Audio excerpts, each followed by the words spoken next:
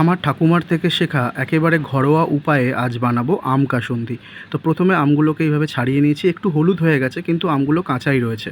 তো এইগুলোকে ছাড়িয়ে নেওয়ার পরে জলে ধুয়ে নেব, তারপরে একটা গ্রেটারের সাহায্যে এই আমগুলোকে ভালো করে গ্রেট করে নেব। এই যে দেখছো গ্রেট করা হয়ে গেছে।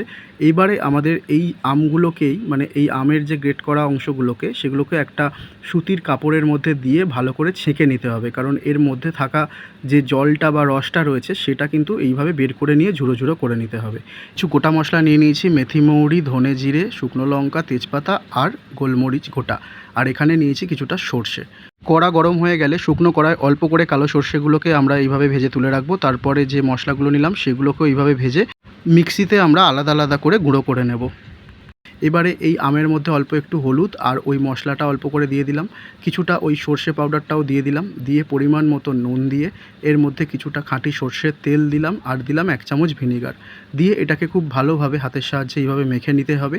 তারপর এটাকে একটা কাঁচের শিশিরের মধ্যে ভালোভাবে ভরে দিতে হবে। আর এর মধ্যে কিছুটা সর্ষের তেল আরও যোগ করতে হবে। তার জন্য আমি এই যে দেখছো মাঝখানে একটুখানি চামচের পেছন দিক থেকে একটু গর্ত মতো করে নিয়েছি, তার মধ্যে কিছুটা পরিমাণে সর্ষের তেল দিয়ে এটাকে টানা 4 থেকে 5 দিন রোদে দিলেই কিন্তু একেবারে ঘরোয়া উপায়ে রেডি হয়ে যাবে আম কাসুন্দি। কেমন লাগলো জানিও।